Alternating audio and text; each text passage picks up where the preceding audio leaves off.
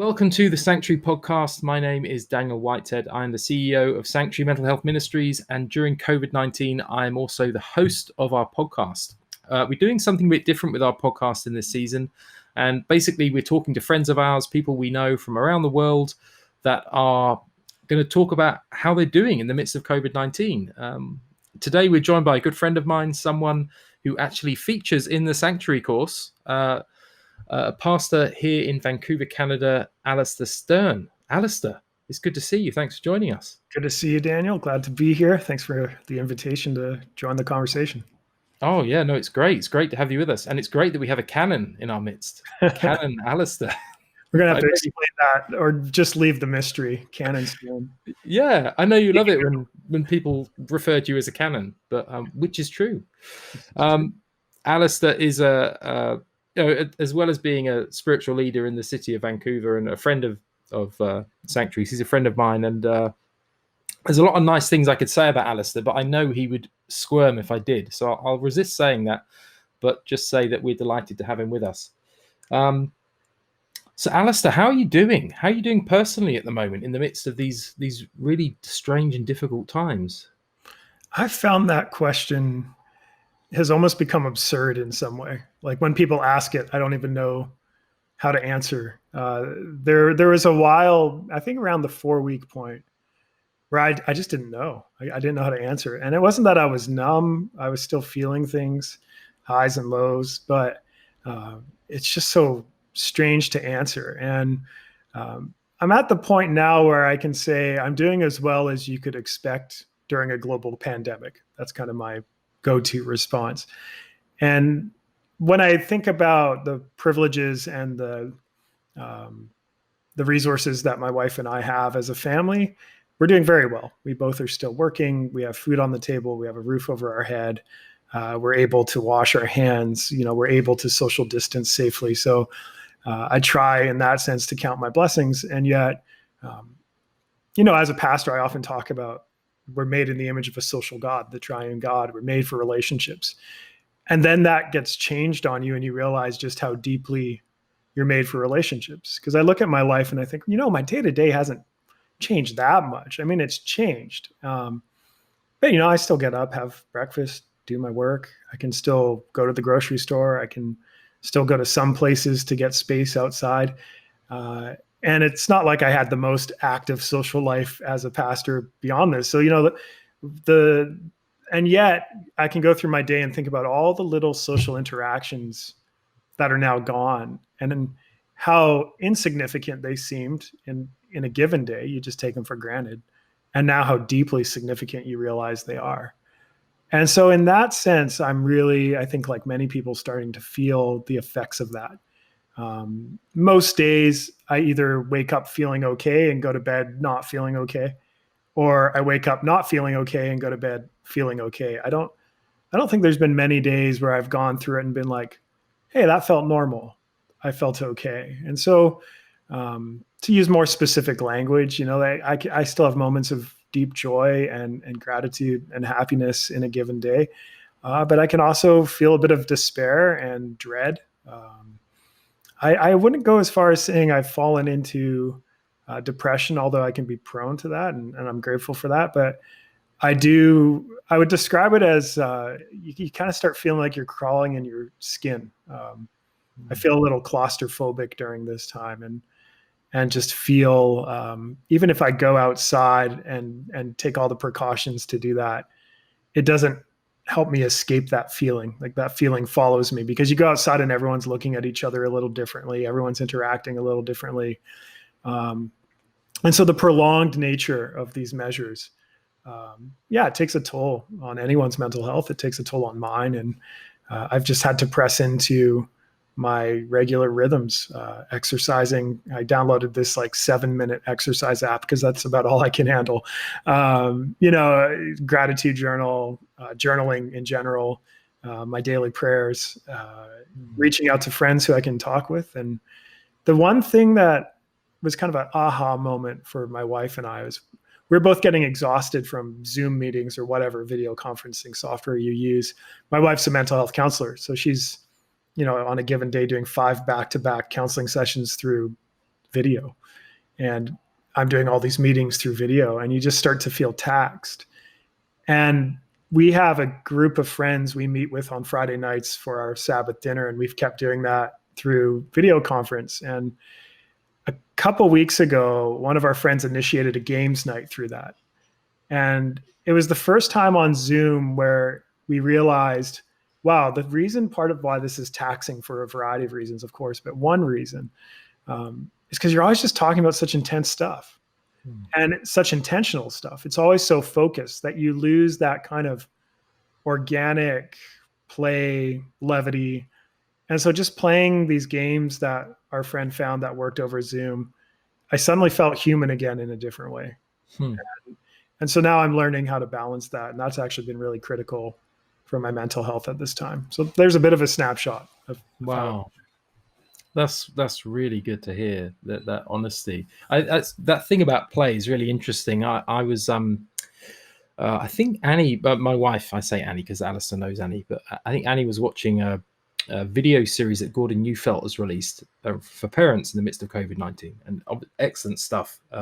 Gordon Neufeld being a Vancouver-based therapist, but family systems therapist, and he emphasizes the importance of play, saying, play is kind of one of the main things that,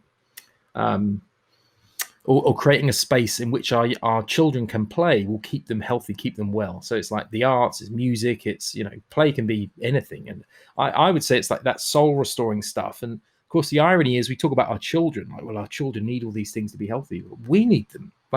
We need to be laughing and playing. And it's an essential part of our wellness, our well-being, that we can do that. So I just think it's great that that's a real gift that you've given us in emphasizing the importance of play for you and your family. Yeah, I'm fortunate. Our condo tower downtown, the 9th floor is an outdoor kind of garden picnic area. No one's using it. So every day I take the girls up there for gym, and they've invented the game called Chase Daddy, which turns into my cardio. So because I don't know what it is about kids under 10, but they just have endless energy for running. And, I'm coming close to 40, and that's not the case. And so, 15 to 20 minutes of me nonstop running as they chase me and try to catch. And it has multiple benefits. The play, the laughter, like that's for the soul, but you're also getting exercise. And so, it is those little things where you're like, oh yeah, this is why life is good. And this is why these measures are important, is that we want to preserve this quality of life for people who are at risk. And we want to preserve these moments of goodness because they really matter. And I think, again, we take them for granted when we don't have a crisis around us. And so it helps. I can't remember who wrote the article. I'm working on a doctorate and my research is into joy. And someone was talking about, during this time, don't pursue happiness, pursue meaning. And that's been huge for me. So I'm being more purposeful in the actions I take. So some friends of ours, they had a baby during this time, and all of their family's out of town and can't come visit them. So every Friday, we're doing this collaborative dinner where I cook the main food, and then I go to a friend's and drop it off, and they cooked another part, and then I bring all those ingredients to our friend. They're just so grateful, and we're grateful, and it's those little meaning-making moments that suddenly infuse this time with significance rather than a confusion or, the thing that I loathe the most of somehow having to make the most of this epidemic or pandemic. And so meaning making has been another thing for me of, that helps preserve my mental health, even if I'm feeling low on a given moment. It's so interesting. One of the threads, I think, in these interviews I'm doing is the rediscovery of things which are patently obvious on paper, but in the experience of what we're going through as a human race, we're rediscovering stuff almost like in Technicolor. We're going, like before we were talking about rest, how like intentional rest, the discipline of rest, and we're kind of going, I think I'm realizing that regular intentional rest is important. It's like this eureka moment, and of course it's like Sabbath, like is obvious. And similarly, play. It's like yesterday I was running with my kids. We just were I'm trying to get them running around, right? So we did this thing where me, my wife, and each of our children, our 4-year-old son, our 7-year-old girl, was sprinting across this 50-yard area, and we were just timing each other and then adding up our time, doing a bit of math, you see, teaching them math whilst doing PE. Clever. Seeing who was fastest and who, and so of course I go last, and I'm there, and I'm like just bombing it across this field. And it suddenly dawns on me there's people watching, and I think in any other time in history there might be a few people going, why is that guy doing that now? But in the context of this story, it makes sense. It makes sense that a family would go outside and run around and be making each other laugh and have this time of brevity, until I nearly pulled my hamstring sprinting. So that's what getting close to 40 does for you as well. So yeah, I just think it's yeah. I'm always loath to say that there is this time of being a time of blessing. It's not. This is a horrendous time, and for most people in the world, it is an unbelievably horrendous time. That people can't afford to put food on the table at the moment. Yeah. But there are strangely these moments of clarity that have come, I think, because we're being forced into this place where we suddenly can say, or I found myself saying, wow, God, thank you for teaching me that. That's, I don't want to forget this. And I think our children are for me, they're one of the key teachers for me in my life when I take the time to listen to them. Yeah. And as people of faith, I think we're somewhat prone to cast God in very serious terms. Theology is serious business. And yet, at least the canon of Scripture gives this picture of a joyful God who delights in creation. I love the psalm that says he plays with the Leviathan, God at play, God sharing joy. If someone wants to explore that a bit, there's a Jesuit priest named James Martin, great writer. He's humorous, and he wrote a book called Between Heaven and Mirth. And it's just an exploration of joy and humor and laughter and its role in spirituality. And I think they're actually, I would say, characters of resilience within humanity too. That we actually need those things because we can't handle the seriousness of this pandemic. Like we literally can only think about it so long before, however we're wired, whether it's from our social circumstances or biology, like we just stop thinking about it, and it's a self-protective measure. And so levity, laughter, humor are necessary during this time, and ways that we can care for one another, and balancing that with also compassion for those who are deeply suffering. It's actually having that resilience that will allow us then to enter into that space of care, which again, we forget means to cry out. We can only cry out so much before the tears stop flowing and our hearts harden. And so we need to balance those things out at a time like this, and any time really. Very good. So Alastair, you already mentioned some of your parenting skills at this time that you're honing. How is your various vocations? I'm thinking your vocation as a parent, as a husband, as a spiritual leader. Just maybe explore some of those the strands for a moment. Yeah, it was really a time of upheaval initially. I feel like I've settled into a rhythm at this point, but as I mentioned, my wife's a mental health counselor, and at first we weren't sure, would we see a drop in clients? Would she just need to be home with the kids once the school closed, since there wouldn't be clients anyways? But if anything, we've seen an increase of work for her.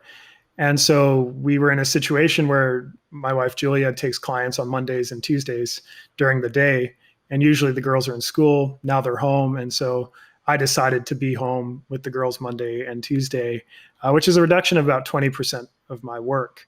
And because I'm committed to rest, I wasn't willing to just say, oh, I'll just do that as my days off. It's like, no, those are a different kind of work. And I used to, as a husband, pay lip service to that. Be like, oh yeah, like that's a different kind of work. Now I have a more honest acknowledgement of, first off, my ignorance, and now the true amount of work that is for a mother or a teacher. And so, I'm doing a different kind of work Monday, Tuesday with the girls. Ansley's 6, Maggie's 4. And so they have very different needs. And that's very hard for, especially our 4-year-old who doesn't want 2-3 hours of structured learning in a day and doesn't need it. And we're learning how to manage that. But honestly, Mondays and Tuesdays have become the most life-giving days of my week. And by the time Tuesday ends, yeah, I'm tired and I'm ready to do some of my work. But I also feel a little sad. I start looking forward to next Monday. So it's been again, one of those strange gifts of this time, to get more time with my children. And so then, I'm doing my work as a pastor, in 3.5 days now, really. And so it's a strange time for me because my focus is on leading our team well and communicating well with our church. Right away, we came up with 3 values for us to get through this COVID season. We co-opted some language that I think a lot of churches are using, which is we want to be a non-anxious presence for the good of the city. And we're going to do that by collaborating. And by that, we mean collaborating with health authorities, with the government, with other churches to discern the best measures forward. We're going to pursue love instead of fear. Even if love means staying away from your neighbor, that's what we're going to do.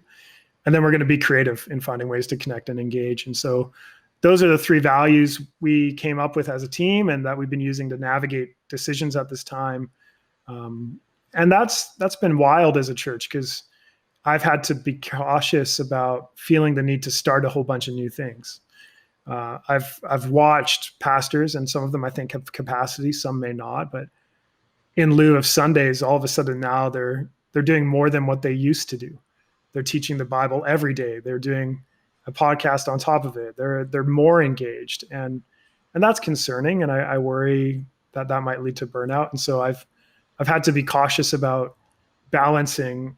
Okay, how do I lead our community well through this time? But how do I also take care of myself so that I'll have enough resilience for however long this is going to take? Because even once it ends, we can anticipate that, well, it's not over because there's the rebuilding of the economy. There's the long-lasting social effects that we can't even anticipate. So, adaptive leadership talks about getting on the balcony and trying to get a perspective. And so as much as I can, I'm trying to do that. But it's also hard to do that when you're very much on the ground floor with everyone else, going through the uncertainty of not knowing what we'll be allowed to do next week, let alone 1 month from now. Yeah.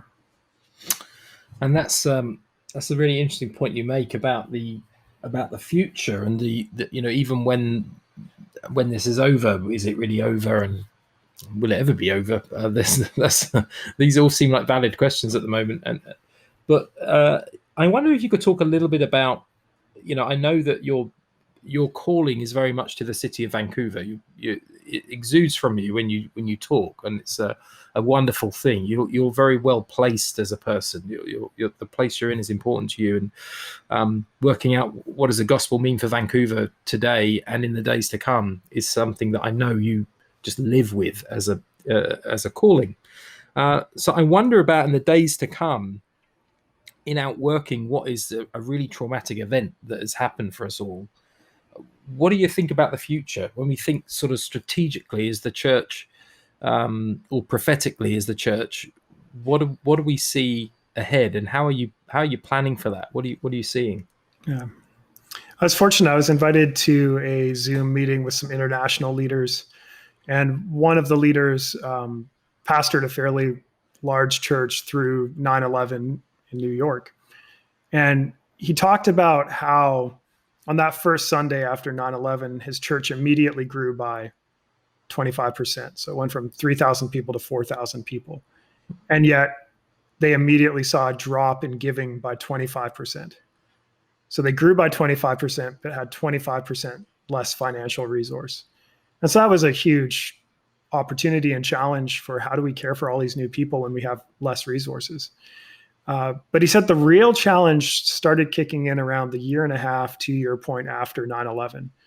Because once things kind of settled down and the adrenaline wears off, and the people who've lost loved ones who've just been powering through each day to take care of their kids or their family, when that starts falling apart, when the leaders who've just been going run out, he said that's when they started seeing just an overwhelming mental health crisis.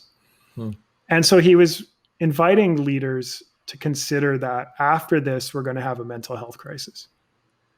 And this is a very strange sort of, I like that you use the word trauma. I think people are reticent to use that. You see all these memes comparing now to like world wars, where, you know, people are sleeping in subways and worrying about bombs and having to line up in food for food, you know, and yeah, that's terrible. And the difference is huge. But one significant difference is they could actually do it together, and they could still have support. They could still hug one another. They could still touch. They could cry with each other. And by no means am I saying I'd choose one or the other. If you gave me a would you rather, it's one of those neither, right? But it is a trauma. It's different. It has its own qualities. It has its own effect on us. And so what I'm thinking about as a leader is, especially in the church, how are we going to see the rebuilding? That's the first question, right? You know, we can't assume that once we can gather again, that things are going to go back to normal. I think we're going to have kind of different kinds of measures for quite some time. But the other is when all of this finally starts taking its toll in a visible way, when we start seeing people struggling to do their work or get out of bed or to care well for their family because they can't care for themselves. And so I'm thinking through that. I've initiated conversations with you, obviously, about what can we do to try to help people get accessible counseling resources, but also what does the church need to be doing? And one thing we're doing proactively is we're running the Sanctuary course this summer. And that's just not to plug you guys, but to say, how do we better equip our church to prepare for what's to come? And BC also offers mental health first aid. Now, I'm not sure yet if they are offering a virtual training, but we're trying to identify people to send through that so that we have people ready to care for one another. And it's not all just going to fall on the leaders of our church. Yeah. Wow. That's very good. It's great to hear that you're putting those things in place. And I think that whole thing of, you know, this trauma isn't as bad as that trauma.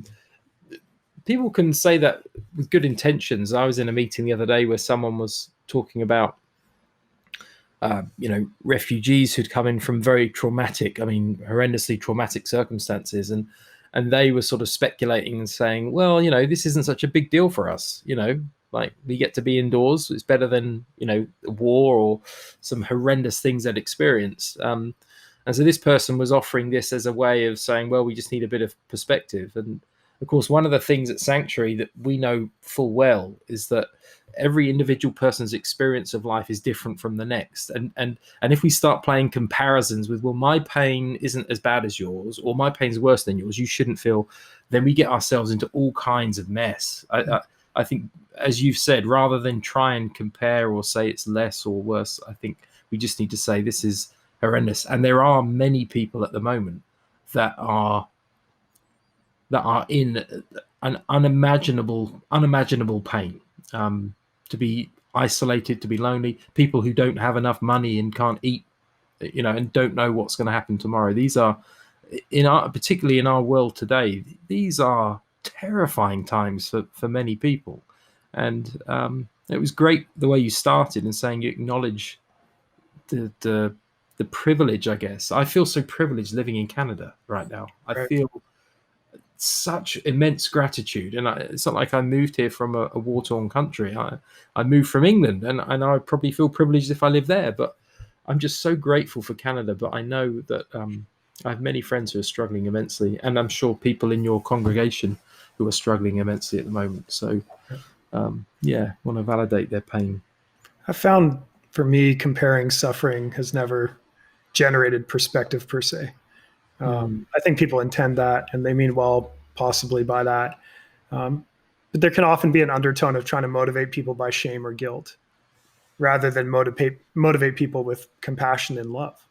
You know, and to do that, you need to meet someone and affirm their dignity, not tell them from the get-go, well, you're wrong. You shouldn't be, you know, what are you complaining about? People have it worse. It's like, well, that's true of every day of life. And yes, that perspective helps some.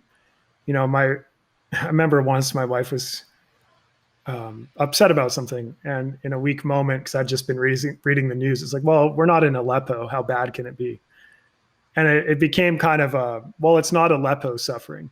And that's true for us in the West. We're never suffering in the same ways as some people around the world. But that doesn't mean we're not suffering. Mm. And I think trying to qualify suffering in intensities, there's truth to it, but it's not always helpful. And so it's one of those cases where, yeah, you're probably right, but you're possibly wrong in the way that you're right. And so it's a very challenging thing, because you don't want to just close your eyes to the world. But if I'm honest, even in this moment, I've had to be like, I can only handle so much perspective. I need to actually limit how much perspective I have into the suffering of the world, because there's just too much, and I'm finite, and I only have a limited ability to feel compassion. And those are hard limits to accept, because we want to care for everything and yet don't have the capacity to. Yeah, and that's something I know I've wrestled with over my whole life. From a very young age, I remember this thought: when you